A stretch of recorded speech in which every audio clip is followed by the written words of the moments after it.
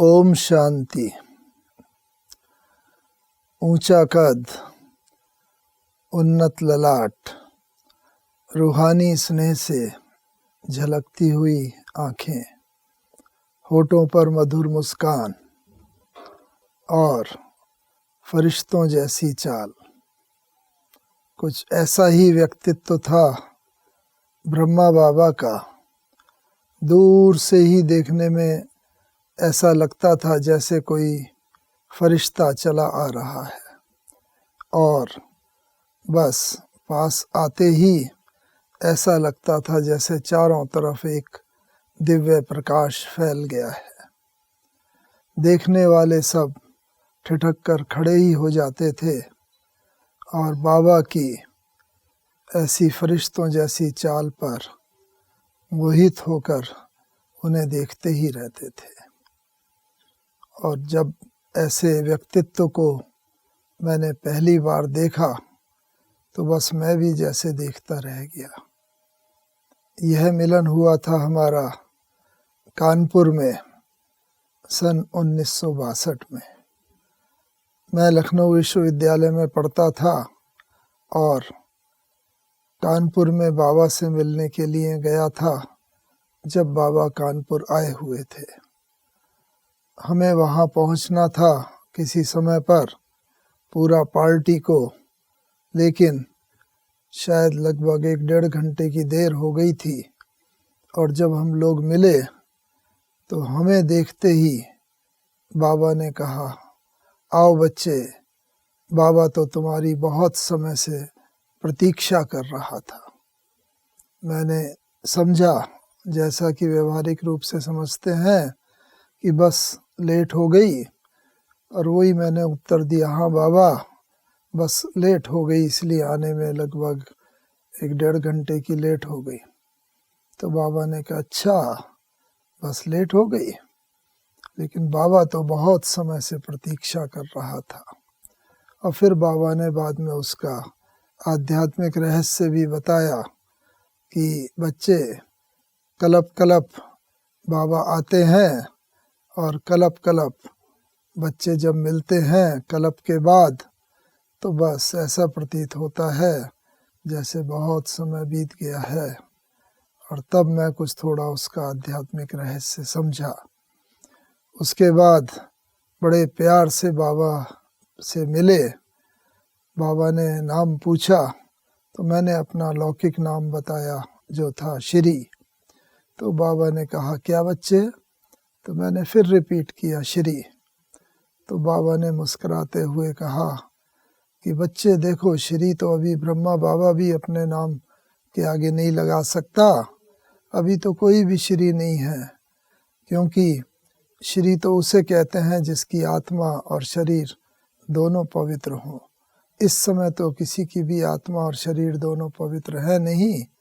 तो बच्चे, बाबा आज से तुम्हारा नाम मोहन देता है और तुम्हें श्री जैसा बनना है, अर्थात पुरुषार्थ करके अपनी आत्मा को भी पवित्र बनाना है और शरीर को भी पवित्र बनाना है, अर्थात इन 5 तत्वों को भी पवित्र बनाना है। बस उस दिन से हमारा नाम जैसे बाबा ने मोहन कर दिया, और उस नाम से ही यज्ञ में अभी तक जाने जाते हैं। बाबा का मिलन भी बहुत ही रूहानी होता था। हमें याद है कि जितनी बार बाबा से मिले, मैं समझता हूँ लगभग 8-10 बार तो मधुबन में ही मिले होंगे। उसके अलावा कानपुर में, दिल्ली में भी 2 बार, आदि आदि अनेक बार मिलना हुआ। अब बाबा जब मिलते थे, बस ऐसे ही, आओ बच्चे आओ, दोनों हाथ ऐसे आगे पसार दिया करते थे, और बस हम लोग चुंबक की भांति खींचकर बाबा के पास चले जाते थे।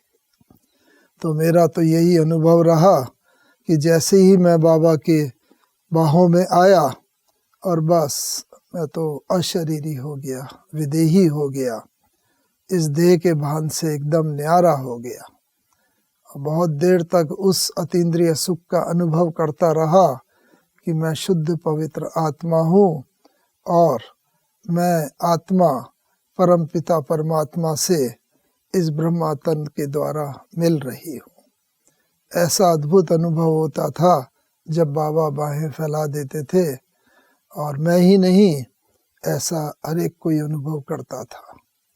और इस अनुभव के साथ साथ बस हम लोगों में इतनी खुशी, आंतरिक खुशी व्याप्त हो जाती थी कि जैसे पता नहीं कोई किला फतह करके निकले हों, और इस खुशी में घंटों क्या कई दिनों तक उस नशे में, रूहानी नशे में हम लोग रहा करते थे। ऐसा मेरा अनुभव सदा ही रहा।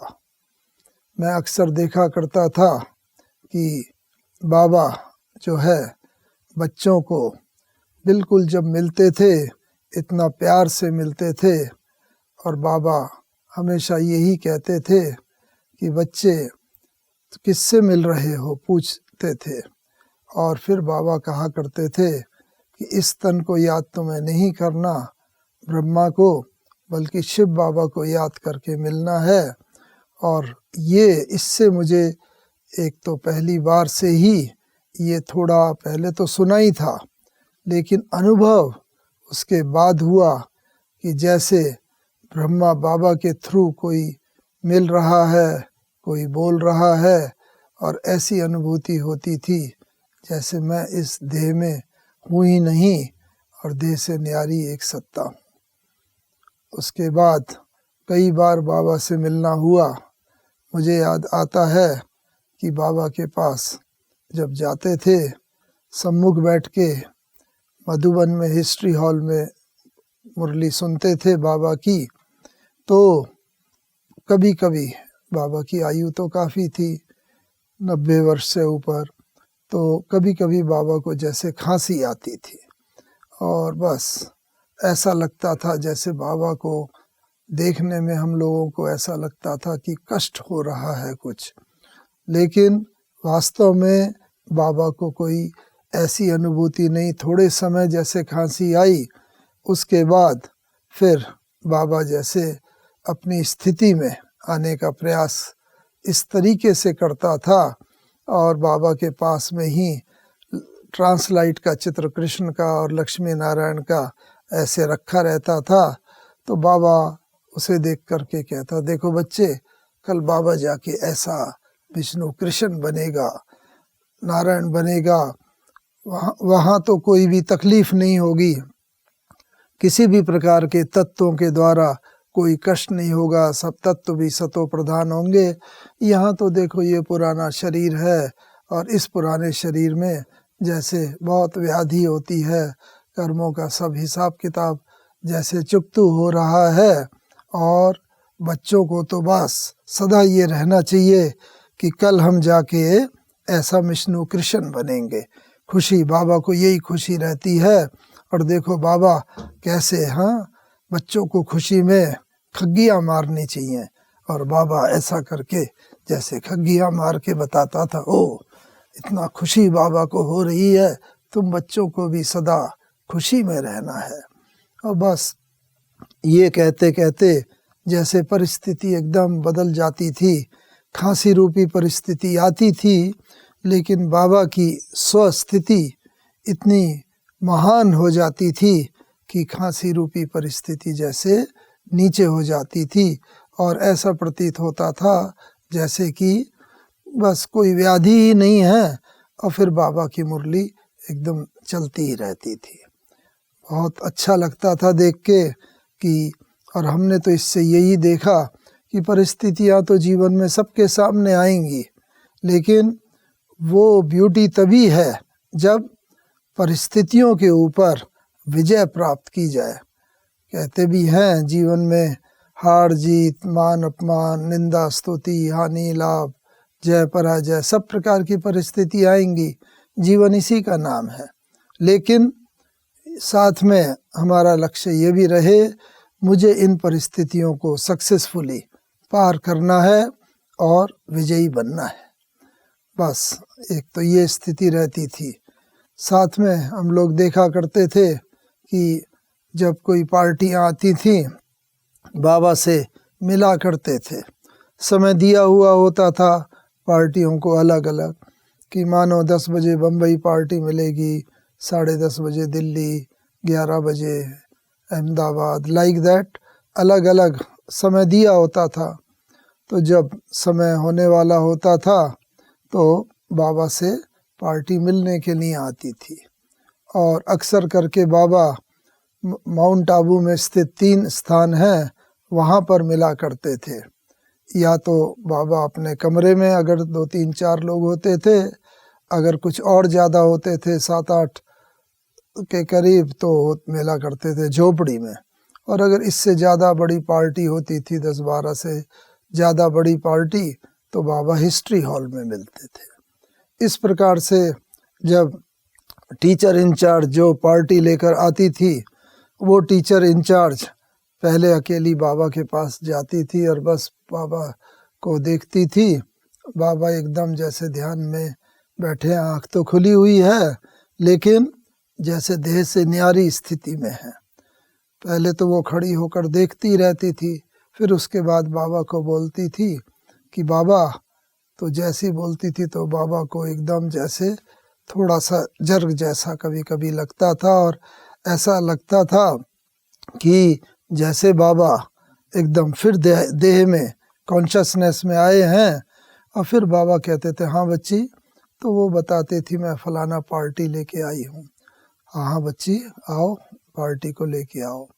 और जब वो पार्टी को मिला लेती थी एक एक करके सबका परिचय आदि, और उसके बाद जाती थी, और दूसरी पार्टी के आने में मानो 5-7 मिनट का समय होता था, तो फिर बाबा जैसे इस देह से न्यारे हो जाते थे। तो देह में आना और देह से न्यारा होना, ये अभ्यास बाबा ने बहुत पक्का किया हुआ था। और ये हमने बहुत बार, अनेकों बार देखा कि किस प्रकार से बस जब आवश्यकता हुई बाबा देह में आते थे और देह के द्वारा कर्म किया, जो भी कर्म के निमित्त आए। उसके बाद फिर जब काम पूरा हो गया यहाँ, वो देह से न्यारे हो जाते थे। बाबा एकदम ऐसा अनुभव हम लोग करते थे कि बस है बाबा यहीं, शरीर यहीं है, लेकिन फिर भी शरीर से जैसे कि न्यारे होकर आत्मा जैसे ऊपर चली गई है, न्यारी कहीं और। वास्तव में आत्मा कभी शरीर छोड़ती नहीं है, लेकिन जैसे न्यारे हो जाते थे। ये अक्सर करके बाबा से हम लोगों को अनुभव होता था। बाबा वास्तव में सच्चे अर्थों में जो हमारी भारतीय संस्कृति कहती है वसुधैव कुटुंबकम, तो वास्तव में वसुधैव कुटुंबकम की बात बाबा ने अपने जीवन में जैसे पूरी उतारी हुई थी। वसुधा ही कुटुंब है, और वास्तव में इसका अर्थ अधिकतर लोग यही समझते हैं कि पृथ्वी पर जो भी मनुष्य हैं, पशु पक्षी, जीव जंतु, प्राणी मात्र, सब जैसे वो नहीं, केवल मनुष्यों को ही अपना एक परिवार का अंग मांगते हैं। इसीलिए कई बार कह देते हैं भाई कि हिंदू मुस्लिम भाई भाई, हिंदू चीनी भाई भाई आदि आदि। लेकिन इसका वास्तविक अर्थ बाबा ने बताया कि वसुधा ही कुटुंब है, वसुधैव कुटुंबकम। इसका वास्तविक अर्थ यही है कि पूरी पृथ्वी और इस पर रहने वाले, चाहे मनुष्य हों, पशु पक्षी हों, जीव जंतु हों, चाहे कोई भी प्राणी हो, सब लोग इसका अंग है। केवल इतना ही नहीं, बल्कि पेड़ पौधे आदि वनस्पति वो भी, और 5 तत्व जल अग्नि वायु पृथ्वी आकाश, ये सब जैसे कि इसका परिवार का हमारा अंग है। इसलिए उद्देश्य से वसुधैव कुटुंबकम की बात कही गई है। और जब ये बात होती थी तो बस हर एक को ये अनुभव करता था कि हाँ। और बाबा ये प्रैक्टिकल में इसको व्यवहार में अपने सदैव लाते थे। मुझे याद है जब गुरुवार को भोग आदि लगता था तो बस वहाँ पर पहले भोग लग जाता था, और उसके बाद संदेशी आती थी। वो संदेशी बैठ के ध्यान में जाती थी और संदेश लाती थी। उस संदेश जब सुना देती थी तो फिर बाबा भोग की थाली को खोलते थे और उसमें जो डिब्बी थी भोग निकालते थे और भोग हाथ में रखते थे और कहते थे बस ऐसे हाथ, हाँ बच्ची आओ आओ बच्ची। तो सब देखते थे बाबा किसको बुला रहे हैं। तो बस कहीं दूर से एक चिड़िया छोटी सी फुदकती हुई आती थी, आते आते यहाँ पर, और बाबा के हाथ में पहले टेबल पर बैठी, फिर हाथ में, और फिर भोग को खाती थी बड़े प्रेम से, स्नेह से ऐसे खा के, और उसके बाद बस वो उड़ती थी और चली जाती थी। और उसके बाद बाबा कहते देखो बच्चे, ये भी समझती है, हर व्यक्ति को, पशु हो पक्षी, सबको बहुत प्यार से चलाना है। हमें याद है एक बार वहाँ पर एक सर्प निकला था, बाबा आ रहे थे किचन की तरफ से और देखा वहाँ पर सब लोग इकट्ठे थे और सब थोड़ा कमोशन था वहाँ पर। सब एक भाई ने एक डंडी से सांप का फन के ऊपर वो रखी हुई थी जिससे वो भाग ना सके। तो बाबा ने आकर देखा, बाबा ने कहा अरे बच्चे, ये बच्चे को क्यों मार रहे हो, तकलीफ, बाबा ये किसी को काट लेगा, किस सब ने बोला। तो बाबा ने कहा नहीं बच्चे, किसी को कष्ट नहीं, इसको आओ एक बर्तन लाओ, घड़ा लाओ। तो छोटा सा घड़ा लाया गया और एक भाई को बाबा ने कहा कि बच्चे इसे पकड़ करके पूंछ से इसमें डालो। और बस थोड़ा सा हिचकता हुआ वो भाई गया और उसके बाद पूंछ से पकड़ा, उसे डाला और डाल करके ऊपर से कपड़े से बांधा और फिर बाहर छुड़वा दिया बाबा के आदेश अनुसार। तो चाहे हिंसक प्राणी हो, चाहे कोई भी हो, बाबा हर एक को, जैसे कि बस बच्चे बच्चे बच्ची, यही मुंह से बाबा के निकलता था और लगता था जैसे वास्तव में वो प्रजा पिता, पूरी प्रजा, चाहे कोई हो, सबका। इसीलिए शायद भगवान ने बहुत ही यथार्थ नाम दिया था प्रजापिता ब्रह्मा बाबा। और ऐसा ब्रह्मा बाबा से तो मेरे बहुत अनुभव रहे, लेकिन एक विशेष अनुभव मैं वो समझता हूँ 18 जनवरी का। इंजीनियरिंग पास करने के बाद मेरा पोस्टिंग आसाम में हुआ, तो बाबा ने बहुत प्यार से उस जगह भेजा वहाँ पर, और वहाँ पर मैं गया और बस मैं बाबा को लिखता था। उस जगह का नाम था शिव सागर और शहर का नाम, और आसाम में थी। मैंने ONGC ज्वाइन किया था, इसलिए मेरी पोस्टिंग वहाँ पर हुई थी। तो बाबा को मैं पत्र के द्वारा सब सूचना देता रहता था, बाबा यहाँ एक बहुत बड़ा शिव मंदिर है, इसीलिए इसका नाम शिव सागर है, बहुत बड़ी लेक है, इसीलिए वो उस लेक के किनारे, ये शिव सागर के किनारे ये बसा हुआ है, इसलिए शहर का नाम भी शिव सागर है, आदि आदि। और बाबा पत्र के द्वारा उत्तर दिया करते थे, बच्चे ऐसे सेवा करो, ऐसे सेवा करो। तो बस मैं भी आंख मूंद करके जैसे कि उस सेवा में लगा रहता था, और मैंने देखा कि बस ये सेवा जब भी मैं करता था, मुझे अथाह शक्ति का आभास होता था और ऐसे लगता था मुझे कि बस अब मेरे द्वारा कोई भी सेवा करा रहा है, करावनहार है और मैं निमित्त कर रहा हूँ। तो ये एक विचित्र अनुभव, पग पग पर मुझे बाबा की सहायता का अनुभव होता था और कि मैं यह कार्य कर रहा हूँ। ब्रह्मा बाबा के साथ के एक्सपीरियंस 18 जनवरी का मैं नरेट करना चाहूँगा कि जब मैं गया था तो थोड़ा मैं ज़रा ये सोचता था, आसाम में तो कोई भी सेंटर नहीं है, कैसे करना होगा वहाँ। लेकिन बाबा ने कहा कि नहीं बच्चे, वहाँ जाओ और बाबा समय पर तुम्हें बुला लेगा। तो बड़ी आश्चर्य की बात, खैर सुना, वहाँ चले गए और इस प्रकार से वहाँ पर सेवा करते रहे। और मैं सीधा जनवरी 1969 पे आना चाहूँगा कि वहाँ पर उस समय मुझे देहरादून जाने का कुछ कार्य बन रहा था।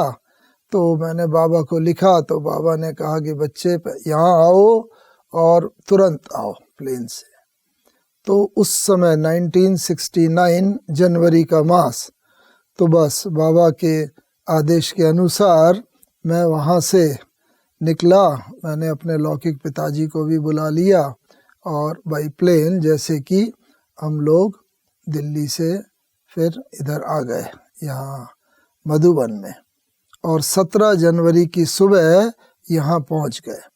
और 17 जनवरी की सुबह पहुँचने से बस मैंने देखा बाबा की कर्मातीत फरिश्ता स्टेज एकदम, और उस समय वो देख करके ऐसा ही लगा कि जैसे बाबा तो एकदम न्यारा और प्यारा हमेशा ही लगता था। और तब बाबा ने के सम्मुख पहले हमेशा जब भी जाते थे तो बाबा से यही कहा करते थे कि पूछा करते थे, कोई भी बात होती थी तो पूछा करते थे बाबा से कि बाबा ये ऐसे करें क्या करें, अब बाबा उसका उत्तर देते थे। लेकिन 17 और 18 जनवरी को हमने खास ये अनुभव किया, बस बाबा के सम्मुख जाते थे तो बाबा देखते थे और कहते थे, बच्चे ये पूछने आए हो, अच्छा ऐसा कर लो ऐसा हो जाएगा। 7-8 बार मिलना हुआ 2 दिन के अंदर, लेकिन कभी भी मुझे एक शब्द बोलने की ज़रूरत नहीं पड़ी। और ये स्थिति होती है मन जीते जगत जीत की, कि बस हमारे मन में क्या चल रहा है वो बाबा तुरंत जान जाते थे और उसका समाधान दे देते थे, उत्तर दे देते थे। तो ये इससे हमने ये सीखा कि ये अल्टीमेट स्टेज है, और हम सब लोगों को भी पुरुषार्थ करके ऐसा ये बनना है कि दूसरे के मन के भावों को भी परख करके उसके मन की इच्छा को हम पूर्ण कर सकें, शुद्ध इच्छाओं को। और ये जब अनुभव हुआ तो इस अनुभव के बाद हमें लगा कि हाँ, बाबा ने हमें अपने लक्ष्य को और भी क्लियर करने का मौका दिया।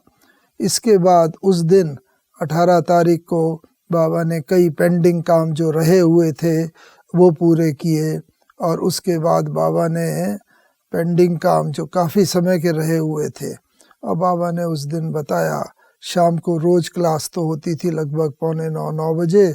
उस दिन बाबा ने कहा कि आओ आज बाबा जल्दी क्लास कराएगा, और ये अनाउंस करवा दिया, और ये खास बोला कि सब भोजन करके आना।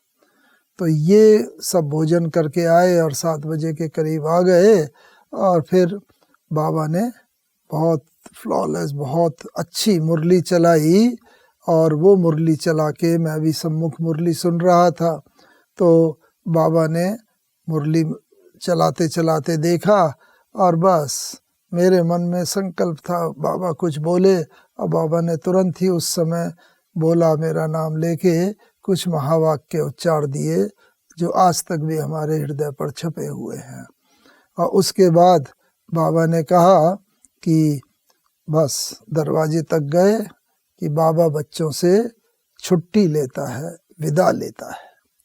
ये शब्द बाबा ने पहले कभी भी नहीं बोले थे, लेकिन उस समय बाबा ने बोले, और अंतिम शब्द जो बाबा ने 3 बोले हुए थे उस दिन कि निराकारी, निरहंकारी और निर्विकारी, वो शब्द बोलने के बाद छुट्टी लेके बाबा चले गए, और अच्छा बाबा बच्चों से विदा लेता है।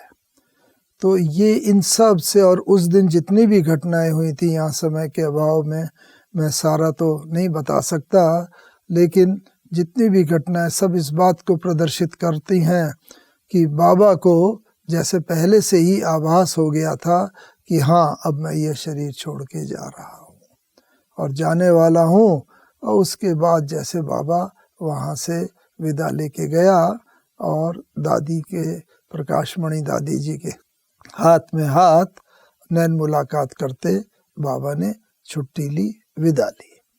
तो ये एक ऐसी स्थिति थी, ये इच्छा मृत्यु, हम तो इसे बोलेंगे जो भीष्म पितामह को कहते हैं वरदान प्राप्त था, तो ये भी प्रजापिता ब्रह्मा बाबा भी भीष्म पितामह हमारे यज्ञ के, तो उन्होंने भी जैसे कि अपनी इच्छा से शरीर छोड़ा 18 जनवरी की रात्रि को। और उसमें ब्यूटी ये भी थी कि बाबा का वो शरीर क्योंकि सभी बच्चे आना चाहते थे, बाबा को देखें मिले, सबको जैसे जैसे समाचार मिलते गए।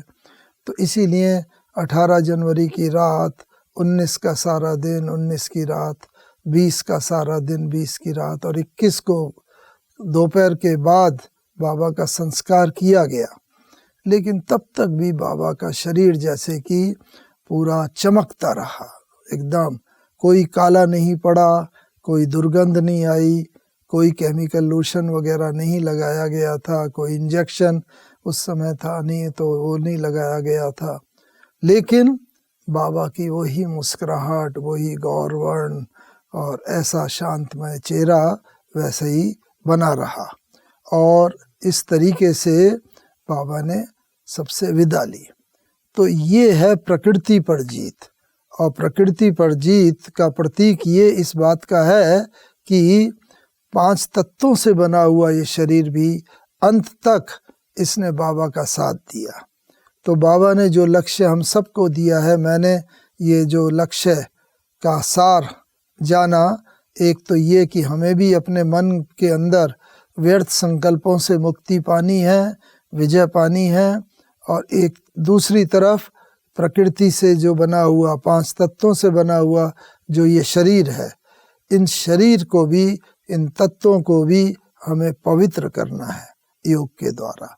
और जब ये दोनों पवित्र हो जाएंगे तो ये दोनों ही हमारे 5 तत्व और आत्मा ये कल्प के आदि से ही हमारे साथी हैं। बाबा ने जो अंतिम शब्द बोले थे तो मुझे ख्याल आता है वो जीवन के लिए बहुत बहुत उपयोगी हैं। निराकारी, निरअहंकारी, निर्विकारी। क्योंकि मनुष्य जब कोई कर्म करता है तो सीधा ही कर्म नहीं करता, पहले उसके मन में कोई बात आती है, संकल्प आते हैं, उसके बाद वाणी में भी आते हैं और कर्म के रूप में तब वो परिणित होते हैं। तो बाबा के मन में कैसी स्थिति हो वो बाबा बता के गए कि मन में हमारी स्थिति निराकारी होनी चाहिए, यानी कि मैं आत्मा इस शरीर के द्वारा कर्म कर रही हूँ, जाने वाली हूँ, मनसा जिसे बोलते हैं। मन के अंदर हमारी स्थिति निराकारी हो और वाणी के अंदर निरअहंकारी हो, क्योंकि वाणी से ही अहंकार झलकता है। और कर्मणा के अंदर निर्विकारी हो, यानी विकार के अधीन होकर के हम कोई कर्म न करें।